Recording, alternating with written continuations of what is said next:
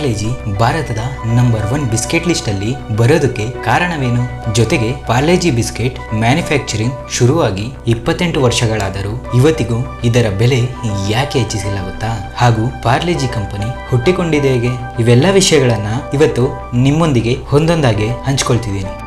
ಪಾರ್ಲೆ ಕಂಪನಿಯ ಹುಟ್ಟು ಕೆಲವು ವರ್ಷಗಳ ಹಿಂದೆ 1929ರಲ್ಲಿ ಮುಂಬೈನ ವಿಲೆ ಪಾರ್ಲೆಯಲ್ಲಿ ಶುರುವಾಗುತ್ತೆ. ಕಂಪನಿಯ ಮಾಲೀಕ ಮೋಹನ್ ದಯಾಳ್ ಚೌಹಾಣ್ ಅವರು ಈ ಕಂಪನಿಯನ್ನು ಒಂದು ಸ್ವೀಟ್ ಹಾಗೂ ಚಾಕ್ಲೇಟ್ ಅಂಗಡಿಯ ರೂಪದಲ್ಲಿ ಶುರು ಮಾಡ್ತಾರೆ. ಜೊತೆಗೆ ಮೋಹನ್ ಅವರು ಒಬ್ಬ ರೇಷ್ಮೆ ವ್ಯಾಪಾರಿ ಆಗಿದ್ರು. ಆದರೆ ಸ್ವೀಟ್ ಮತ್ತು ಚಾಕ್ಲೇಟ್ ಅನ್ನ ಮಾಡೋ ಕೆಲಸವನ್ನ ಜರ್ಮನಿಯಿಂದ ಕಲಿತುಕೊಂಡು ಬಂದಿರ್ತಾರೆ. ಹಾಗೂ ಅದು ಎಂತ ಸಮಯ ಅಂದ್ರೆ ಭಾರತದಲ್ಲಿ ಸ್ವಾತಂತ್ರ್ಯಕ್ಕಾಗಿ ಬೇರೆ ಬೇರೆ ರೀತಿಯ ಆಂದೋಲನದ ಹೋರಾಟವನ್ನ ಮಾಡ್ತಿರ್ತಾರೆ. ಆಗ ನಮ್ಮ ದೇಶದಲ್ಲಿ ಸ್ವದೇಶಿ ಆಂದೋಲನ ಕೂಡ ಶುರು ಆಗಿತ್ತು. ಇದನ್ನ ನೋಡಿದ ಮೋಹನ್ ಅವರು ಎಷ್ಟು ಅದರ ಬಗ್ಗೆ ಪ್ರಭಾವಿತರಾಗಿದ್ರು ಅಂದ್ರೆ ಆಗ ಅವರಿಗೆ ನಾನು ಯಾಕೆ ಒಂದು ಡಿಫ್ರೆಂಟ್ ಆಗಿರೋ ಬಿಸ್ನೆಸ್ ಮಾಡಬಾರ್ದು ಅನ್ಕೊಳ್ತಾರೆ. ಜೊತೆಗೆ ಬ್ರಿಟಿಷರಿಗೆ ಇದರಿಂದ ಆರ್ಥಿಕವಾಗಿ ಹೇಗೆ ಸೋಲಿಸಬೇಕು ಅಂತ ಯೋಚನೆ ಮಾಡ್ತಾರೆ. ನಂತರ ಬಿಸ್ಕೆಟ್ ಅನ್ನು ತಯಾರಿ ಮಾಡಲು ಯೋಚನೆ ಮಾಡ್ತಾರೆ. ಆದರೆ ಸ್ವಾತಂತ್ರ್ಯ ಬರೋಕು ಮುಂಚೆ ಬಿಸ್ಕೆಟ್ ಬರೀ ಶ್ರೀಮಂತರ ತಿನ್ನುವ ಪದಾರ್ಥವಾಗಿತ್ತು. ಯಾಕಂದ್ರೆ ಭಾರತದಲ್ಲಿ ಸಿಗುವಂತಹ ಎಲ್ಲಾ ಬಿಸ್ಕೆಟ್ಗಳು ಇಂಪೋರ್ಟೆಡ್ ಮತ್ತು ತುಂಬಾನೇ ಕಾಸ್ಟ್ಲಿ ಆಗಿರ್ತಿತ್ತು. ಇಂಥ ಸಮಯದಲ್ಲಿ ಮೋಹನ್ ಅವರು ಒಂದು ದೊಡ್ಡ ನಿರ್ಧಾರವನ್ನ ಮಾಡ್ತಾರೆ. ಅದೇನೆಂದ್ರೆ ನಾನು ಬಿಸ್ಕೆಟಿನ ನಮ್ಮದೇ ಒಂದು ಸ್ವದೇಶಿ ಬ್ರ್ಯಾಂಡ್ ಅನ್ನು ತಯಾರು ಮಾಡಬೇಕು ಹಾಗೂ ಇದನ್ನ ಭಾರತದ ಶ್ರೀಮಂತ ಮತ್ತು ಬಡವರು ಎಲ್ಲಾ ತರಹದ ಜನರು ತಿನ್ನಬೇಕು ಅಂತ ನಿರ್ಧಾರ ಮಾಡಲಾಗುತ್ತೆ. ಜೊತೆಗೆ ಪಾರ್ಲೆ ಕಂಪನಿಯ ಮೊದಲನೆಯ ಪ್ರಾಡಕ್ಟ್ ಒಂದು ಆರೆಂಜ್ ಕ್ಯಾಂಡಿ ಆಗಿತ್ತು. ಹಾಗೂ ಬಿಸ್ಕೆಟ್ ತಯಾರಿಕೆ 1939ರಲ್ಲಿ ಶುರು ಮಾಡ್ತಾರೆ. ಹಾಗೂ ಇದರಲ್ಲಿ ಮೋಹನ್ ಅವರ ಕುಟುಂಬಸ್ಥರು 12 ಜನರು ಸೇರಿ ಈ ಬಿಸ್ಕೆಟ್ ಫ್ಯಾಕ್ಟರಿಯನ್ನ ನಡೆಸ್ತಿರ್ತಾರೆ. ಮತ್ತು ಅವರ ದಿನಚರಿ ಎಷ್ಟು ಬ್ಯುಸಿ ಇತ್ತು ಅಂದ್ರೆ ಕಂಪನಿಯನ್ನು ಅವರು ಓಪನ್ ಮಾಡ್ಬಿಡ್ತಾರೆ. ಆದರೆ ಕಂಪನಿಯ ಹೆಸರನ್ನ ಇಡೋದೆ ಮರ್ತೋಗಿದ್ರು. ಜೊತೆಗೆ ಆ ಫ್ಯಾಕ್ಟರಿ ವಿಲೆ ಪಾರ್ಲೆ ಸಿಟಿಯಲ್ಲಿ ಇದ್ದಿದ್ರಿಂದ ಜನರು ಆ ಬಿಸ್ಕೆಟ್ ನ ಪಾರ್ಲೆ ಅಂತ ಕರೆಯೋದಕ್ಕೆ ಶುರು ಮಾಡ್ತಾರೆ. ನಂತರ ಮೋಹನ್ ಚೌಹಾಣ್ ಅವರು ಅದನ್ನ ಪಾರ್ಲೆ ಗ್ಲೂಕೋ ಅನ್ನೋ ಹೆಸರನ್ನ ಲಾಂಚ್ ಮಾಡ್ತಾರೆ. ಆದರೆ ಈ ಬಿಸ್ಕೆಟಿನ ಬೆಲೆ ಎಷ್ಟು ಕಮ್ಮಿ ಇತ್ತು ಅಂದ್ರೆ ಆ ಸಮಯದಲ್ಲಿ ತುಂಬಾ ಬಡವರು ಕೂಡ ಈ ಬಿಸ್ಕೆಟ್ ನ ಖರೀದಿ ಮಾಡಬಹುದಿತ್ತು. ಮತ್ತು ಕಮ್ಮಿ ಬೆಲೆಯ ಜೊತೆಗೆ ಇದರ ಕ್ವಾಲಿಟಿ ಹಾಗೂ ರುಚಿ ಕೂಡ ತುಂಬಾನೇ ಚೆನ್ನಾಗಿರ್ತಿತ್ತು. ಅದಕ್ಕಾಗಿ ಈ ಬಿಸ್ಕೆಟ್ ನ ಸೇಲ್ಸ್ ಸ್ವಲ್ಪ ವರ್ಷಗಳ ನಂತರ ತುಂಬಾನೇ ಬೆಳೆಯಲು ಶುರು ಮಾಡುತ್ತೆ. ಆದರೆ ಸಮಯ ಕಳೆಯುತ್ತಿದ್ದಂತೆ ಮಾರ್ಕೆಟ್ ಅಲ್ಲಿ ಗ್ಲೂಕೋ ಬಿಸ್ಕೆಟ್ ಅನ್ನು ಬೇರೆ ಬೇರೆ ಬ್ರ್ಯಾಂಡ್ ಬಿಸ್ಕೆಟ್ ಕೂಡ ಕಾಪಿ ಆಗುತ್ತೆ. ಹಾಗೂ ತುಂಬಾ ಜನ ಪಾರ್ಲೆನ ಕಾಪಿ ಮಾಡಿ ಅದರಂತೆಯೇ ನಕಲಿ ಬಿಸ್ಕೆಟ್ ಗಳನ್ನ ಮಾಡಲು ಶುರು ಮಾಡ್ತಾರೆ. ಮತ್ತು ಇಂಥ ಸಮಯದಲ್ಲಿ ಗ್ರಾಹಕರಿಗೆ ಅಸಲಿ ಮತ್ತು ನಕಲಿ ಬಿಸ್ಕೆಟ್ ಗಳನ್ನ ಕಂಡುಹಿಡಿಯುವುದು ಕಷ್ಟ ಆಗಿರ್ತಿತ್ತು. ಹಾಗೂ ಯಾವುದೇ ಕಂಪನಿಯು ಅವರ ಪ್ರಾಡಕ್ಟ್ ನ ಬೇರೆ ಬ್ರ್ಯಾಂಡ್ಗಳು ತಗೊಳ್ಳಿ ಅಂತ ಬಿಟ್ಬಿಡೋದಿಲ್ಲ. ಅಂತ ಸಮಯದಲ್ಲಿ ಬೇರೆ ಬೇರೆ ಕಂಪನಿಗಳು ಪ್ರಾಡಕ್ಟ್ ನ ಪ್ಯಾಕೇಜಿಂಗ್ ನಲ್ಲಿ ಅಷ್ಟೊಂದು ಗಮನ ಹರಿಸ್ತಿರ್ಲಿಲ್ಲ. ಹಾಗೂ ಈ ವಿಷಯಗಳನ್ನ ಗಮನಿಸಿದ ಪಾರ್ಲೆ ಅವರು ಅವರ ಪ್ಯಾಕೇಜಿಂಗ್ ಮತ್ತು ಬ್ರ್ಯಾಂಡಿಂಗ್ ಮೇಲೆ ಗಮನ ಹರಿಸ್ತಾರೆ. ಜೊತೆಗೆ ಈ ಬಿಸ್ಕೆಟ್ ನ ವಿಭಿನ್ನ ಮಾಡೋದಕ್ಕಾಗಿ 1980ರಲ್ಲಿ ಪಾರ್ಲೆ ಗ್ಲೂಕೋಸ್ ಅನ್ನೋ ಹೆಸರನ್ನ ಬದಲಾಯಿಸಿ ಪಾರ್ಲೆಜಿ ಅಂತ ಇಡ್ತಾರೆ. ಜಿ ಅಂದ್ರೆ ಶಾರ್ಟ್ ಆಗಿ ಗ್ಲೂಕೋಸ್ ಅಂತ. ಹಾಗೂ ಇದಾದ ನಂತರ ಗ್ರಾಹಕರಿಗೆ ಪಾರ್ಲೆಜಿ ಮತ್ತು ಬೇರೆ ನಕಲಿ ಬ್ರ್ಯಾಂಡ್ ಬಿಸ್ಕೆಟ್ ನಲ್ಲಿ ವ್ಯತ್ಯಾಸ ಗೊತ್ತಾಗುತ್ತೆ. ಇದರ ನಂತರ ಪಾರ್ಲೆಜಿ ಮಾರ್ಕೆಟಿಂಗ್ ನಲ್ಲಿ ಕೂಡ ತುಂಬಾನೇ ಗಮನ ಹರಿಸ್ತಿತ್ತು. ಮತ್ತು ಇದರಿಂದ ವರ್ಷದಿಂದ ವರ್ಷಕ್ಕೆ ಇದರ ಸೇಲ್ಸ್ ಬೆಳೆಯುತ್ತಾ ಬರುತ್ತೆ. ನಂತರ 2013ರಲ್ಲಿ 5,000 ಕೋಟಿಯ ಆದಾಯ ಹೊಂದಿದ ಪ್ರಪ್ರಥಮ ಭಾರತದ FMCG ಕಂಪನಿಯಾಗಿ ಹೊರಬರುತ್ತೆ. ಹಾಗೂ ಪಾರ್ಲೆ ಶುರುವಾದಾಗ ಪಾರ್ಲೆಜಿ ಬಿಸ್ಕೆಟ್ ನ ಒಂದು ಪ್ಯಾಕೆಟ್ ನ ಬೆಲೆ ಮೊದಲನೆಯ ಬಾರಿ 5 ರೂಪಾಯಿವರೆಗೂ ಹೆಚ್ಚು ಮಾಡಿದ್ರು. ಮತ್ತು 28 ವರ್ಷಗಳು ಕಳೆದ ನಂತರ ಅಂದ್ರೆ ಈಗ ಕೂಡ ಪಾರ್ಲೆಜಿ ಬಿಸ್ಕೆಟ್ ಬರೀ 5 ರೂಪಾಯಿಗೆ ಸಿಗುತ್ತೆ. ಹಾಗೂ ಈಗ ನಮ್ಗೆ ಹುಟ್ಟೋ ಪ್ರಶ್ನೆ ಏನಂದ್ರೆ ಈ ಕಂಪನಿ ಅದರ ಪ್ರಾಡಕ್ಟ್ ನ ಬೆಲೆ ಇಷ್ಟು ತುಂಬಾ ಸಮಯದವರೆಗೂ ಕಮ್ಮಿ ಹಾಗೂ ಒಂದೇ ರೀತಿ ಹೇಗೆ ಇಟ್ಕೊಂಡಿದೆ ಅನ್ನೋದು. ಹಾಗೂ ಈಗ ಇದನ್ನ ಅರ್ಥ ಮಾಡ್ಕೊಳ್ತಾ ಹೋಗೋಣ.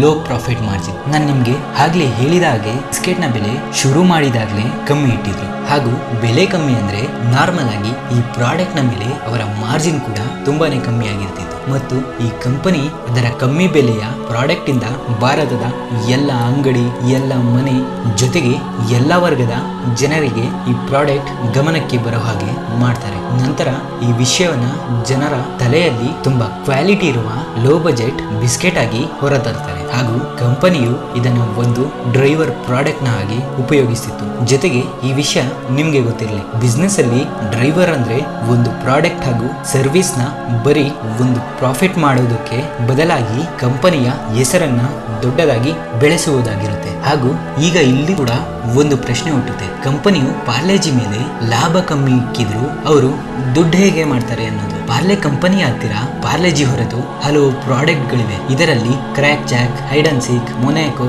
ಹಾಗೂ ಮುಂತಾದ ಎಷ್ಟೋ ಪ್ರಾಡಕ್ಟ್ ಗಳನ್ನು ಪಾರ್ಲೆ ಕಂಪನಿಯೇ ಮ್ಯಾನುಫ್ಯಾಕ್ಚರ್ ಮಾಡುತ್ತೆ. ಆದರೆ ಇದೆಲ್ಲ ಪ್ರಾಫಿಟ್ ಜಾಸ್ತಿ ಕೊಡುವ ಪ್ರಾಡಕ್ಟ್ ಗಳಾಗಿರುತ್ತೆ. ಈ ರೀತಿ ಕಂಪನಿಯು ಪಾರ್ಲೆಜಿ ಮೇಲೆ ಮಾಡೋದಿಕ್ಕೆ ಆಗದ ಲಾಭವನ್ನು ಈ ಬೇರೆ ಬೇರೆ ಲಾಭದ ಪ್ರಾಡಕ್ಟ್ ನ ಲಾಭದಿಂದ ಕಂಪನಿಯ ಲಾಭ ಅಡ್ಜಸ್ಟ್ ಆಗುತ್ತೆ. Kept the price same but reduce the quantity. ಈ ವಿಷಯ ನಮಗೆಲ್ಲರಿಗೂ ಗೊತ್ತು. ಇವತ್ತಿನ ದಿನಕ್ಕೆ ಯಾವುದೇ ಒಂದು ಪ್ರಾಡಕ್ಟ್ ನ ಬೆಲೆ ತಿಂಗಳಿಂದ ತಿಂಗಳಿಗೆ ಜಾಸ್ತಿ ಆಗ್ತಾ ಹೋಗುತ್ತೆ. ಆದರೆ ಒಂದು ಕಂಪನಿ 28 ವರ್ಷಗಳಿಂದ ಅವರ ಪ್ರಾಡಕ್ಟ್ ನ ಬೆಲೆ ಜಾಸ್ತಿ ಮಾಡದೆ ಅದರ ಮೇಲೆ ಲಾಭ ಹೇಗೆ ಮಾಡ್ತಾರೆ ಅನ್ನೋದು ಅಸಲಿಯಾಗಿ ನಿಜ. ಏನಂದ್ರೆ ಪಾರ್ಲೆಜಿ ಕೂಡ ಸಮಯದ ಜೊತೆಗೆ ಅದರ ಬೆಲೆಯನ್ನ ಕೂಡ ಹೆಚ್ಚಿಸುತ್ತಾ ಬಂದಿದೆ. ಆದರೆ ಹೆಚ್ಚಾಗಿರುವ ಬೆಲೆಯನ್ನು ನೋಡೋದಿಕ್ಕೆ ಆಗೋದಿಲ್ಲ.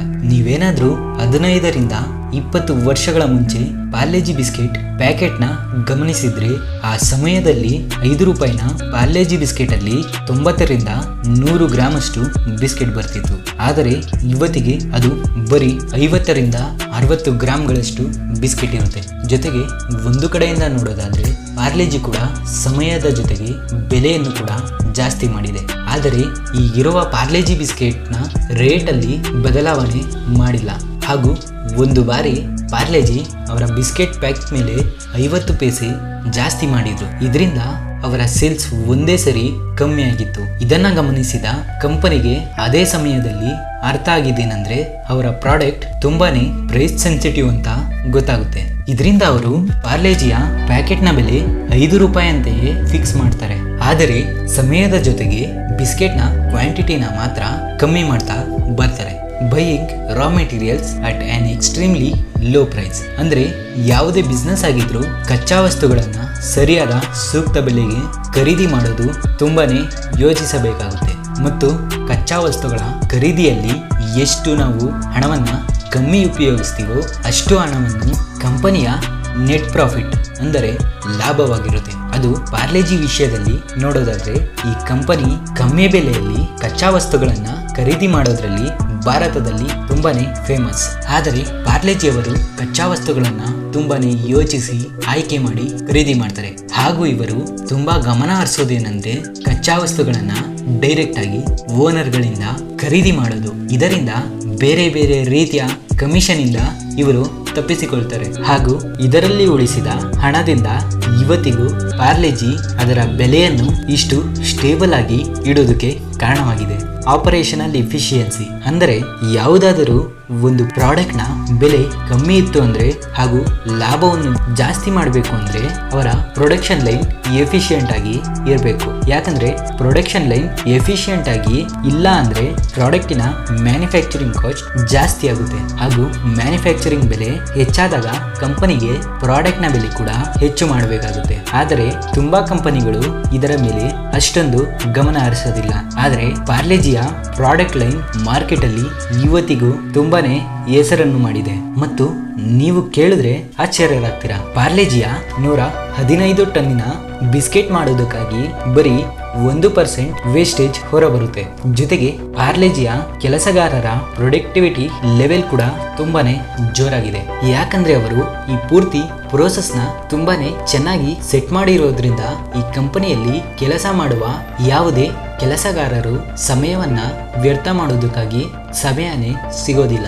Minimal cost on packaging. ಪಾರ್ಲೆಜಿಗೆ ಯಾವಾಗ ಅವರ ಗ್ರಾಹಕರು ಪ್ರೈಸ್ ಸೆನ್ಸಿಟಿವ್ ಅಂತ ಗೊತ್ತಾಯ್ತೋ ಆಗ ಬ್ರ್ಯಾಂಡಿಂಗ್ ಮತ್ತು ಪ್ಯಾಕಿಂಗ್ ಅಂತಹ ಕೆಲಸಗಳಲ್ಲಿ ಖರ್ಚುಗಳನ್ನ ಎಷ್ಟಾಗುತ್ತೋ ಅಷ್ಟು ಕಮ್ಮಿ ಮಾಡ್ತಾರೆ. ಮೊದಲು ಪಾರ್ಲೆಜಿ ಬಿಸ್ಕೆಟ್ ವ್ಯಾಕ್ಸ್ ಪ್ಯಾಕಿಂಗ್ ಅಲ್ಲಿ ಬರ್ತಿತ್ತು. ಅದೇ ಈಗ ಲೋ ಕ್ವಾಲಿಟಿ ಪ್ಲಾಸ್ಟಿಕ್ ಪ್ಯಾಕಿಂಗ್ ಅಲ್ಲಿ ಬರುತ್ತೆ. ಹಾಗೂ ನೀವು ನೋಡಿರ್ಬೋದು ಬೇರೆ ಬ್ರ್ಯಾಂಡ್ಗಳ ಬಿಸ್ಕೆಟ್ಗಿಂತ ಪಾರ್ಲೆಜಿ ಬಿಸ್ಕೆಟ್ ಪ್ಯಾಕಿಂಗ್ ತುಂಬಾನೇ ಚೀಪ್ ಆಗಿರುತ್ತೆ. ಸ್ಟ್ರಾಟಜಿಕ್ ಲೊಕೇಶನ್ ಆಫ್ ಫ್ಯಾಕ್ಟರೀಸ್ ಅಂದ್ರೆ ಪಾರ್ಲೆಜಿ ಬಿಸ್ಕೆಟ್ ಇವತ್ತಿಗೂ ಕಮ್ಮಿ ಬೆಲೆಗೆ ಸಿಗೋದಕ್ಕೆ ಕಾರಣ ಏನಂದ್ರೆ ಅದರ ಫ್ಯಾಕ್ಟರಿಯ ಲೊಕೇಶನ್ಗಳು ಕೂಡ ಆಗಿದೆ. ಹಾಗೂ ಡಿಸ್ಟ್ರಿಬ್ಯೂಷನ್ಗಾಗಿ ಎಷ್ಟು ದೊಡ್ಡ ಜಾಗವನ್ನ ಕವರ್ ಮಾಡಬಹುದಾಗಿತ್ತು ಅಂತಹ ಎಲ್ಲ ಜಾಗಗಳನ್ನು ಪಾರ್ಲೆಜಿ ಕವರ್ ಮಾಡಿ ಫ್ಯಾಕ್ಟರಿಗಳನ್ನ ತಯಾರು ಮಾಡಿದೆ. ಇದರಿಂದ ಇವತ್ತಿಗೂ ಮುಂಬೈ, ಕರ್ನಾಟಕ, ರಾಜಸ್ಥಾನ್, ಹರಿಯಾಣ ಅಂತಹ ತುಂಬಾ ಜಾಗಗಳಲ್ಲಿ ಪಾರ್ಲೆಜಿ ಅವರ ಫ್ಯಾಕ್ಟರಿಗಳು ಕಾಣಿಸಿಕೊಳ್ಳುತ್ತೆ. ಆದರೆ ಫ್ಯಾಕ್ಟರಿ ಇಂಥ ಸ್ಟ್ರಾಟಜಿಕ್ ಜಾಗಗಳಲ್ಲಿ ಇರೋ ಉಪಯೋಗ ಏನಂದ್ರೆ ಡಿಸ್ಟ್ರಿಬ್ಯೂಷನ್ಗಾಗಿ ಮತ್ತು ವೇರ್ಹೌಸ್ಗಾಗಿ ಇದರ ಬೆಲೆ ತುಂಬಾನೇ ಕಮ್ಮಿ ಬೀಳುತ್ತೆ.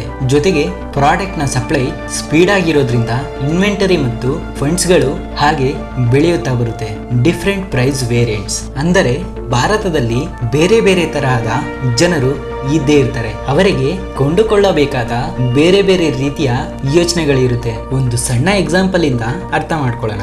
ಒಬ್ಬರದು ಚಿಕ್ಕ ಫ್ಯಾಮಿಲಿ, ಅದೇ ಇನ್ನೊಬ್ಬರದು ದೊಡ್ಡದಾಗಿರುತ್ತೆ. ಅದಕ್ಕಾಗಿ ಪಾರ್ಲೆಜಿಯು ಎಲ್ಲಾ ತರಹದ ಜನರಿಗೂ 2 ರಿಂದ 50 ರೂಪಾಯಿಗಳ ಪಾರ್ಲೆಜಿಯ ಪ್ಯಾಕೆಟ್ ಅನ್ನು ತಯಾರು ಮಾಡುತ್ತೆ. ಹಾಗೂ ಒಂದೊಂದು ಬಾರಿ ಪಾರ್ಲೆಜಿಯ ಬಾಕ್ಸ್ ಕೂಡ ಮಾರ್ಕೆಟ್ ಅಲ್ಲಿ ಸಿಗುತ್ತೆ. ಜೊತೆಗೆ ಇದನ್ನೆಲ್ಲ ನೋಡ್ತಿದ್ರೆ ಪಾರ್ಲೆಜಿ ಅವರ ಸೇಲ್ಸ್ ಜಾಸ್ತಿ ಮಾಡೋದಕ್ಕಾಗಿ ಈ ಸ್ಟ್ರಾಟಜಿಗಳನ್ನ ತುಂಬಾನೇ ಮುಖ್ಯವಾಗಿ ಬಳಸಿಕೊಂಡಿದ್ದಾರೆ. ಹಾಗೂ ಇವತ್ತಿಗೆ ಭಾರತದಲ್ಲಿ 130ಕ್ಕಿಂತ ಹೆಚ್ಚು ಪಾರ್ಲೆ ಫ್ಯಾಕ್ಟರಿಗಳಿದ್ದಾವೆ. ಹಾಗೂ ಪ್ರತಿ ತಿಂಗಳು ಪಾರ್ಲೆಜಿ 100 ಕೋಟಿ ರೂಪಾಯಿಯಷ್ಟು ಬಿಸ್ಕೆಟ್ ಗಳನ್ನ ತಯಾರಿ ಮಾಡುತ್ತಾ ಬರ್ತಿದೆ. ಜೊತೆಗೆ ನೀವು ಈ ಬಿಸ್ಕೆಟ್ ತಿಂದಿದ್ರೆ ಅದನ್ನ ಕಮೆಂಟ್ ಮೂಲಕ ನನ್ನ ಜೊತೆ ಶೇರ್ ಮಾಡ್ಕೊಳ್ಳಿ. ಮತ್ತೊಂದು ಹೊಸ ವಿಷಯದೊಂದಿಗೆ ತಿರ್ಗಾ ಸಿಗ್ತೀನಿ. ಹಾಗೂ ನನ್ನ ಈ ಶ್ರಮಕ್ಕಾಗಿ ನಿಮ್ಮಿಂದ ಬಯಸೋದು ಒಂದೇ ಒಂದು ಸಬ್ಸ್ಕ್ರಿಪ್ಷನ್ ಮಾತ್ರ.